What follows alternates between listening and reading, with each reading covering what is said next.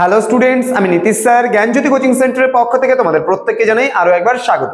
তো স্টুডেন্টস, আজকে আমি তোমাদের সঙ্গে যে বিষয়টি নিয়ে আলোচনা করব সেটা হচ্ছে এনইপি 4 ইয়ার আন্ডার গ্র্যাজুয়েট প্রোগ্রামের অধীনস্থ যে সমস্ত ছাত্রছাত্রীরা নর্থ বেঙ্গল ইউনিভার্সিটি আন্ডারে বিভিন্ন কলেজগুলোতে পড়াশোনা করছো তাদের জন্য আজকে মেজর 6 হিস্ট্রির অতি গুরুত্বপূর্ণ একটা 3 মার্কসের প্রশ্ন নিয়ে আলোচনা করব, সেটা হচ্ছে মাহমুদ গাওয়ান।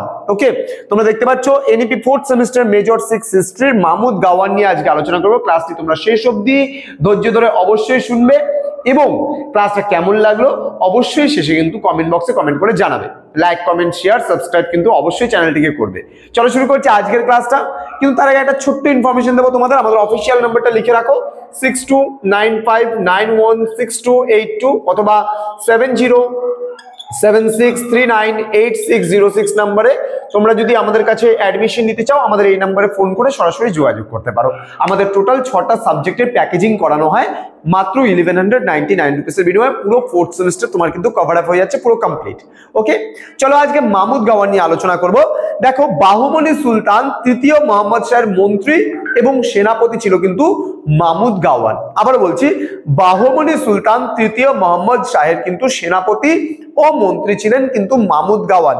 ওকে, তার সুদক্ষ পরিচালনায় তিনি খুব ভালোভাবে পরিচালনা করতে পারতেন রাষ্ট্র। তাহলে তার সুদক্ষ পরিচালনায় বাহুবলী রাজ্য কিন্তু একেবারে উন্নতির চরমে কিন্তু পৌঁছেছিল। ঠিক আছে, বিশেষ করে দীর্ঘ 20 বছর ধরে প্রায় 1463 থেকে 1483 পর্যন্ত এই সময়কালে কিন্তু এই মাহমুদ গাওয়ান বাহমনি রাজ্যের কিন্তু সেবা শুশ্রূষা করেছেন এবং বাহমনি রাজ্যকে কিন্তু উন্নতির চরমে কিন্তু তিনি নিয়ে গেছেন এবং তার নেতৃত্বে কিন্তু বাহমনি সাম্রাজ্য কিন্তু এবং তৃতীয় মোহাম্মদ শাহ কিন্তু প্রচুর যুদ্ধে কিন্তু জয়লাভ করেছিল। হ্যাঁ, এবার শুধুমাত্র যুদ্ধে জয়লাভই নয়, অভ্যন্তরীণ শান্তি শৃঙ্খলা বজায় রাখার ক্ষেত্রেও কিন্তু এই মাহমুদ গাওয়ান কিন্তু যথেষ্ট অবদান রেখেছিল।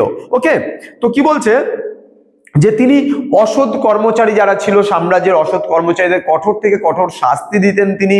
হ্যাঁ, এবং এত গুণ থাকা সত্ত্বেও কিন্তু মাহমুদ গাওয়ানের কিন্তু শেষ পরিণতি ছিল খুবই ভয়াবহ, কারণ তার ক্ষমতা বৃদ্ধিতে যারা অভিজাত শ্রেণী ছিল তারা শঙ্কিত হয়ে কিন্তু তৃতীয় মোহাম্মদ শাহকে কিন্তু প্ররোচনা দিতে শুরু করেছিল, অর্থাৎ উস্কানি দিতে শুরু করেছিল এবং শেষ পর্যন্ত কিন্তু কি করেছিল, তৃতীয় মোহাম্মদ শাহ কিন্তু তাকে হত্যার নির্দেশ দিয়েছিল এবং তার পতনের সাথে সাথে, অর্থাৎ এখানে তোমার হচ্ছে মানে মাহমুদ গাওয়ানের মৃত্যুর সাথে সাথে কিন্তু যে বাহুমনি রাজ্য, সেই বাহুমনি রাজ্যের কিন্তু পতনমুখ হয়েছিল। তাহলে খুব মানে সহজ একটা বিষয়, 3 মার্কসের জন্য আমাদের খুব বেশি করে লেখার প্রয়োজন নেই, খুব অল্প করে লিখলে পারে, খুব ভালো করে লিখলে পারে তোমরা কিন্তু এটা কিন্তু কভার আপ হয়ে যাচ্ছে এই তৃতীয় মোহাম্মদ শাহ। আমি আরো একবার বলছি তোমাদের যে বাহমনি সুলতান তৃতীয় মোহাম্মদ শাহের সেনাপতি ও মন্ত্রী ছিল মাহমুদ গাওয়ান। তিনি দীর্ঘ 20 বছর ধরে বাহমনি রাজ্যের কিন্তু বা বাহমনি সাম্রাজ্যের সেবা শুশ্রূষা কিন্তু করেছিলেন। এবার তার সুদক্ষ নেতৃত্বে বাহমনি রাজ্য কিন্তু উন্নতির চরমে পৌঁছেছিল। তিনি যে 20 বছর বাহমনি রাজ্যের সেবা শুশ্রূষা করেছিলেন 1463 থেকে 1483 সাল এই সময়কালে, এবং তিনি যে শুধুমাত্র একজন দক্ষ প্রশাসক ছিলেন এমন কিন্তু নয়, এবং তার সুদক্ষ পরিচালনায় তিনি সাম্রাজ্যের যে অসৎ এবং দুর্নীতিগ্রস্ত কর্মচারী যারা ছিল তাদেরকে বিতাড়িত করেছিলেন এবং সুষ্ঠুভাবে খুব সুন্দরভাবে তিনি সাম্রাজ্য পরিচালনা কিন্তু করতেন।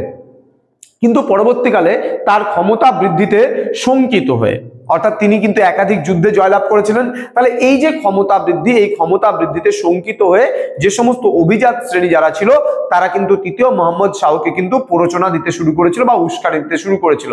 তার ফলস্বরূপ এদের উস্কানি পেয়ে কিন্তু তৃতীয় মোহাম্মদ শাহ কিন্তু মাহমুদ গাওয়ানকে মৃত্যুদণ্ডের আদেশ দিয়েছিলেন এবং এই মাহমুদ গাওয়ানের মৃত্যুর সাথে সাথেই কিন্তু বাহমনি সাম্রাজ্য কিন্তু পতনমুখ কিন্তু হয়েছিল।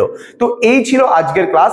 তো স্টুডেন্টস, তোমরা ক্লাসটা কতটা বুঝতে পারলে না পারলে, আমি বলেছি প্রথমত তোমাদের মেজর 6 এর আমি 3 মার্কসের গুলো, 6 মার্কসের গুলো এবং 12 মার্কসের গুলো আমি ধাপে ধাপে আলোচনা করব এবং তারপরে তোমাদের নিয়ে আসবো মেজর 7 যেখানে আমরা মুঘল যুগ নিয়ে আলোচনা করব এবং তারপরে কিন্তু আলোচনা করব তোমাদের সঙ্গে আমরা মেজর পেপার 8 নিয়ে, যেখানে আমাদের মধ্যকালীন ইউরোপ রয়েছে। তো ডিটেইলসে আমি সমস্ত কিছু আলোচনা করব। তোমরা অবশ্যই আমাদের চ্যানেলটিকে সাবস্ক্রাইব করে পাশে থাকা বেল আইকন অল প্রেস করে দাও, যাতে নেক্সট টাইম থেকে কোনো ভিডিও আপলোড করলে তার নোটিফিকেশন তোমার কাছে সবার আগে পৌঁছে যেতে পারে। দেখা হচ্ছে খুব তাড়াতাড়ি আরো একটা নতুন ভিডিও নিয়ে। তোমরা প্রত্যেকেই ভালো থেকো, সুস্থ থেকো। Thank you so much. Thanks for watching. After all, thank you.